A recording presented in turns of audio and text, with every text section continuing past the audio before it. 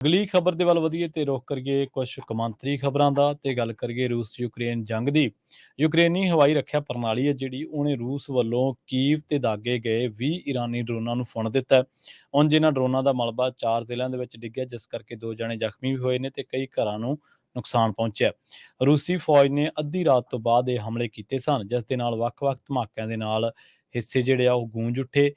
ਗ੍ਰਹਿ ਮੰਤਰਾਲੇ ਨੇ ਦੱਸਿਆ ਕਿ ਰਾਜਧਾਨੀ ਕੀਵ ਦੇ ਵਿੱਚ ਇੱਕ 16 ਮੰਜ਼ਿਲਾ ਤੇ ਇੱਕ ਹੋਰ ਗੈਰ ਰਿਹਾਇਸ਼ੀ ਇਮਾਰਤ ਨੂੰ ਅੱਗ ਲੱਗ ਗਈ ਸੀ, ਜਿਸ ਨੂੰ ਬਾਅਦ ਦੇ ਵਿੱਚ ਬੁਝਾ ਲਿਆ ਗਿਆ, ਕਾਬੂ ਪਾ ਲਿਆ ਗਿਆ। ਡਰੋਨਾਂ ਦੇ ਮਲਬੇ ਨੇ 25 ਮੰਜ਼ਿਲਾ ਅਪਾਰਟਮੈਂਟ ਦੇ ਸਾਹਮਣੇ ਵਾਲੇ ਹਿੱਸੇ ਨੂੰ ਨੁਕਸਾਨ ਵੀ ਪਹੁੰਚਾਇਆ। ਤੇ ਇੱਥੇ ਦੱਸਦੇ ਚੱਲੀਏ ਕਿ ਰੂਸ ਨੇ ਮਈ ਦੇ ਵਿੱਚ ਵੀ ਤਕਰੀਬਨ ਹਰ ਰਾਤ ਨੂੰ ਡਰੋਨ ਤੇ ਮਿਜ਼ਾਈਲਾਂ ਦੇ ਨਾਲ ਕੀਵ ਤੇ ਹਮਲੇ ਕੀਤੇ ਸੀ, ਜਿਸ ਦੇ ਕਰਕੇ ਲੋਕਾਂ ਨੂੰ ਆਪਣੀਆਂ ਰਾਤਾਂ ਜਿਹੜੀਆਂ ਨੇ ਉਹ ਸੁਰੱਖਿਅਤ ਥਾਵਾਂ ਤੇ ਗੁਜ਼ਾਰਨੀਆਂ ਪਈਆਂ ਸਨ। ਕਈ ਲੋਕਾਂ ਨੇ ਟਨਲਸ ਦੇ ਵਿੱਚ ਆਪਣੀਆਂ ਰਾਤਾਂ ਗੁਜ਼ਾਰੀਆਂ ਸਨ ਤੇ ਸ਼ੁਰੂਆਤੀ ਦਿਨਾਂ ਦੇ ਵਿੱਚ ਬੜੇ ਬਦਤਰ ਹਾਲਾਤਾਂ ਦੇ ਵਿੱਚੋਂ ਯੂਕਰੇਨ ਦੇ ਲੋਕਾਂ ਨੂੰ ਜਿਹੜਾ ਉਹ ਲੰਘਣਾ ਪਿਆ ਸੀਗਾ ਜੀ। ਅਗਲੀ ਖਬਰ ਦੇ ਵੱਲ ਵਧੀਏ ਤੇ ਰੁਖ ਕਰੀਏ ਕੁਝ ਕੌਮਾਂਤਰੀ ਖਬਰਾਂ ਦਾ ਤੇ ਗੱਲ ਕਰੀਏ ਰੂਸ ਯੂਕਰੇਨ ਜੰਗ ਦੀ। ਯੂਕਰੇਨੀ ਹਵਾਈ ਰੱਖਿਆ ਪ੍ਰਣਾਲੀ ਹੈ ਜਿਹੜੀ ਉਹਨੇ ਰੂਸ ਵੱਲੋਂ ਕੀਵ ਤੇ ਦਾਗੇ ਗਏ 20 ਈਰਾਨੀ ਡਰੋਨਾਂ ਨੂੰ ਫੁਣ ਦਿੱਤਾ ਹੈ। ਉਂਝ ਇਹਨਾਂ ਡਰੋਨਾਂ ਦਾ ਮਲਬਾ 4 ਜ਼ਿਲ੍ਹਿਆਂ ਦੇ ਵਿੱਚ ਡਿੱਗਿਆ, ਜਿਸ ਕਰਕੇ 2 ਜਣੇ ਜ਼ਖਮੀ ਵੀ ਹੋਏ ਨੇ ਤੇ ਕਈ ਘਰਾਂ ਨੂੰ ਨੁਕਸਾਨ ਪਹੁੰਚਿਆ।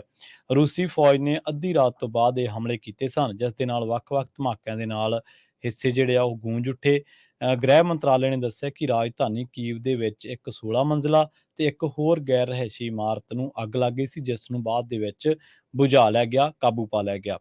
ਡਰੋਨਾਂ ਦੇ ਮਲਬੇ ਨੇ 25 ਮੰਜ਼ਿਲਾ ਅਪਾਰਟਮੈਂਟ ਦੇ ਸਾਹਮਣੇ ਵਾਲੇ ਹਿੱਸੇ ਨੂੰ ਨੁਕਸਾਨ ਵੀ ਪਹੁੰਚਾਇਆ। ਤੇ ਇੱਥੇ ਦੱਸਦੇ ਚੱਲੀਏ ਕਿ ਰੂਸ ਨੇ ਮਈ ਦੇ ਵਿੱਚ ਵੀ ਤਕਰੀਬਨ ਹਰ ਰਾਤ ਨੂੰ ਡਰੋਨ ਤੇ ਮਿਜ਼ਾਈਲਾਂ ਦੇ ਨਾਲ ਕੀਵ ਤੇ ਹਮਲੇ ਕੀਤੇ ਸੀ, ਜਿਸ ਦੇ ਕਰਕੇ ਲੋਕਾਂ ਨੂੰ ਆਪਣੀਆਂ ਰਾਤਾਂ ਜਿਹੜੀਆਂ ਨੇ ਉਹ ਸੁਰੱਖਿਅਤ ਥਾਵਾਂ ਤੇ ਗੁਜ਼ਾਰਨੀਆਂ ਪਈਆਂ ਸਨ। ਕਈ ਲੋਕਾਂ ਨੇ ਟਨਲਸ ਦੇ ਵਿੱਚ ਆਪਣੀਆਂ ਰਾਤਾਂ ਗੁਜ਼ਾਰੀਆਂ ਸਨ ਤੇ ਸ਼ੁਰੂਆਤੀ ਦਿਨਾਂ ਦੇ ਵਿੱਚ ਬੜੇ ਬਦਤਰ ਹਾਲਾਤਾਂ ਦੇ ਵਿੱਚੋਂ ਯੂਕਰੇਨ ਦੇ ਲੋਕਾਂ ਨੂੰ ਜਿਹੜਾ ਉਹ ਲੰਘਣਾ ਪਿਆ ਸੀਗਾ ਜੀ। ਅਗਲੀ ਖਬਰ ਦੇ ਵੱਲ ਵਧੀਏ ਤੇ ਰੁਖ ਕਰੀਏ ਕੁਝ ਕੌਮਾਂਤਰੀ ਖਬਰਾਂ ਦਾ ਤੇ ਗੱਲ ਕਰੀਏ ਰੂਸ ਯੂਕਰੇਨ ਜੰਗ ਦੀ।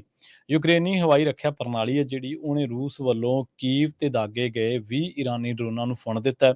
ਉਂਝ ਇਹਨਾਂ ਡਰੋਨਾਂ ਦਾ ਮਲਬਾ 4 ਜ਼ਿਲ੍ਹਿਆਂ ਦੇ ਵਿੱਚ ਡਿੱਗਿਆ, ਜਿਸ ਕਰਕੇ 2 ਜਣੇ ਜ਼ਖਮੀ ਵੀ ਹੋਏ ਨੇ ਤੇ ਕਈ ਘਰਾਂ ਨੂੰ ਨੁਕਸਾਨ ਪਹੁੰਚਿਆ।